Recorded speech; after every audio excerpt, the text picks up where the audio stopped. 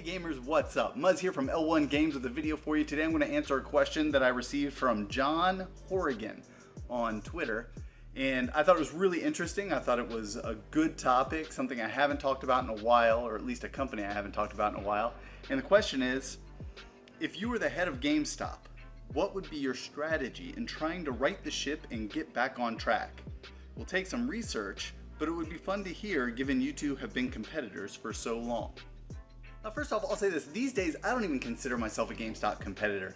I see GameStop as a separate entity. What they do and what they sell kind of doesn't really even fit in with what I do. I don't even sell new games anymore. I only sell pre-owned. And the only new stuff I sell are like clone consoles, systems that play classic cartridges, that sort of thing. So these days, GameStop sends a lot of business my way, and I send business their way. If someone wants a new copy of the new Call of Duty game, then I say, oh, there's a GameStop across the street. And vice versa. I've literally had people come in with stacks of classic games that were sent here from GameStop. So we're in the same business, but it's different enough that I don't even consider myself a competitor anymore. But I definitely see some flaws in what they've been doing, what they're doing now, and I don't think there's much hope for GameStop in the future. Mainly because I think they've been operating against their own self-interest for a really long time now.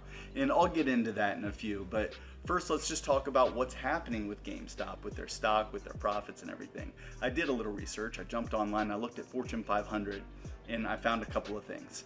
Now, you can jump on the Fortune 500 website and you can get key financials over the last fiscal year, over longer periods of times. They do all kinds of breakdowns, and it's really interesting. It shows you how these companies are performing and how they're expected to perform in the future. So for example, revenues over the last fiscal year are negative 4.1%. Profits are negative $673 million. Now I think they have like 4,800 stores worldwide. That's not good. We're talking about the biggest retailer in the video game industry right now, and they're just getting buried. Next up, we have profit as percentage of revenues, negative 7.6%. Profits as percent of assets, negative 16%. Profits as percentage of stockholder equity, negative 50.4%. And that's all scary. Those are scary numbers, but it gets scarier still.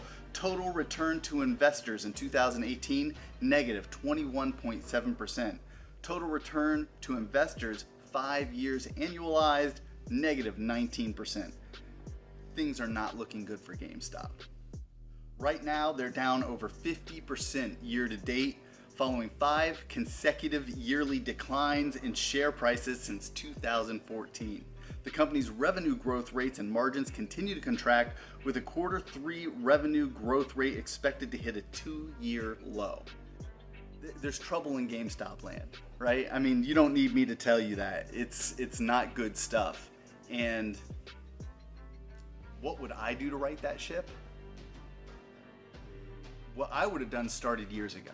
I think one of GameStop's biggest problems is that they've been allowing the digital market to push them out of the market bit by bit, month by month, year by year for a few years now. They were literally selling download codes and still continue to sell download codes on the website at their store. So you walk in, you pay, you get a download code, you go home, you enter it into your system, and you get the game or the DLC. And that's utterly preposterous. Do you remember when Microsoft made their Xbox One launch announcement? And everyone freaked out because the system was going to be online all the time. You couldn't sell and trade your games. There was all this crazy stuff happening. And then Sony answered back with a video that showed you instructions on how to trade games on the PlayStation 4. And it was a physical game, and he hands the video game over, and they're done. That's the end of the deal. GameStop could have been the retailer who took on that battle, who did that equivalent video to the video game industry as a whole. But rather than embracing a physical business model that works towards their own self-interest, they did exactly the opposite and helped build and sell a digitally distributed business model that could only hurt them in the future. Were I GameStop or in GameStop shoes or the marketing executive in charge of this, I would have said no. we need to do a push for true ownership over digital distribution. Now, I'm sure they got some kind of royalties for those download codes they sold, but that's like selling your soul, because down the road, that's the kind of business practice that's really going to come back and bite you. It was idiotic. Whoever made that decision should be completely and utterly fired, never to work in the game industry again. And I'll tell you, I wouldn't hire them for my company, because anyone who works against the self-interest of my company doesn't belong in my company. If they had pushed years ago, 5 years ago, 3 years ago, and said, true ownership is where at Gamestop, where you can own your games. Gamestop, power to true ownership. They should have been pushing physical, true ownership over digital distribution, and they didn't. And I think that's what's really killing them right now. You know, at first maybe they were afraid to put their credit card on there, so they bought the download codes. Maybe there's still a few people doing that. But the more they show people that they support digital distribution, and the more people do it and find out how easy it is, the more inclined down the road they are going to be to enter their credit card information and get their games. Meanwhile, GameStop has been in a prime position over the past however many years to say no. Digital distribution isn't as good as true ownership, and we sell you the real deal. And they didn't. And that would have helped right the ship. Look, I know digital distribution is a business model that's going to probably take over eventually. Microsoft, Sony, they want you to download games because they hate the used game market. They hate the extra money that goes into the preparation of a physical game. You know, they're paying for boxes, artwork, shipping, you know, packaging, sealing, all that stuff. And if they can eliminate that and still make the same money on the games that they were making before, that's great. I mean, why sell a $60 game with all that when you can sell it digitally and none of that is included? So that's the market that these companies and even Nintendo are pushing toward. But we have a voice still, and that voice is our wallet. And we could say at any given point, no, that's not what we want. But GameStop did nothing to help us do that.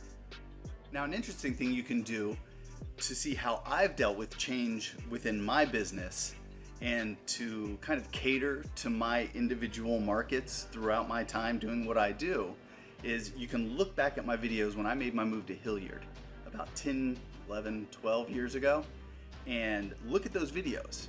Look at my inventory, look at the walls, and then look how it's changed as I came here. There's store tours going all the way back, so you can actually see that happen. You can see it develop and evolve. And what you'll notice is I catered to my audience, and that's something GameStop has not been doing. When I was in Hilliard, I sold a lot of DVDs. I had a huge DVD wall. In fact, it was a full wall and a little section on another wall. And it was all the DVDs and Blu-rays and stuff that I was getting at the time. So when I moved to the mall, I found that I was getting a lot more impulse buys. I was getting a lot more holiday shopping and gift shopping and that sort of thing. So you'll see a gradual shift away from DVDs because they weren't selling. In fact, I eventually removed them completely. I took them off my flyers. I took them out of the store. I didn't even put a bin in the middle of the store where people could sift through and pick DVDs at a low price. I just got rid of them. And I made space for wallets, keychains, jewelry, pendant sets, you know, all sorts of different things. And I changed my business model a little bit. I kind of turned my store into a video game store slash Spencer's or Hot Topic for gamers. And frankly, I think that's what GameStop should do. I know they've done a couple of store remodels. I have down here a thing about 3 months ago. GameStop Pryor Plaza in Oklahoma did a Facebook live stream and showed off like a new GameStop design that they did. That included retro gaming and a retro gaming area where people could play, and they sold some merch like t-shirts and snacks. Setting up for like hanging out in the store, it's not going to work. Your key gaming demographic is really, I mean, sure, you're selling to kids 14 to 18, but 18 to 35 is a huge chunk of your clientele. And those people, they have apartments, they have houses, and they game at home on their 60-inch TV. So what you really want to do is market to them. You don't want to try to get them hang out in your store and buy snacks, because that's not going to bring you enough revenue to make up for 50% losses. It's kind of a stupid investment in my opinion, but we'll see what happens with that. I don't think it's going to be a big deal. And if I had GameStop stock right now, I would sell every single bit of it, because I don't have faith in what they're going to do. They aren't catering to their audience, and they aren't working in their own self-interest. You know, there are stores in the past that did this. Woolworth, Service Merchandise, they're gone. Service Merchandise was a catalog operation, much like the mail order Amazon of today.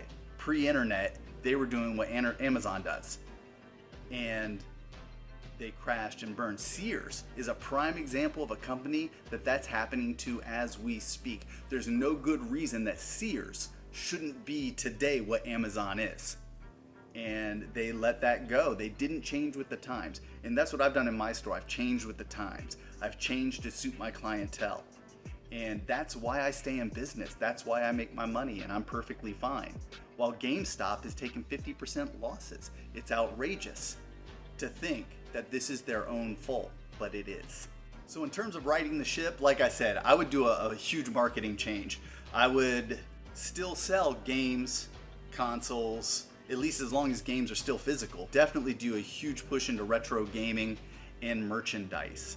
I would make my store a huge merch shop with wallets and keychains, all the stuff I sell, toys. I would market it out, but all gaming related, and keep that niche clientele, which is a multi-billion-dollar industry anyway, so we know that there's no lack of people who want that stuff.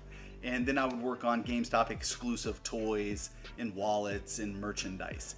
And that would, I think, keep people coming through the door. I would also do a wide push of more strip center locations in public areas, like down on campus, huge areas that are just thousands of people a day walking in front of these stores.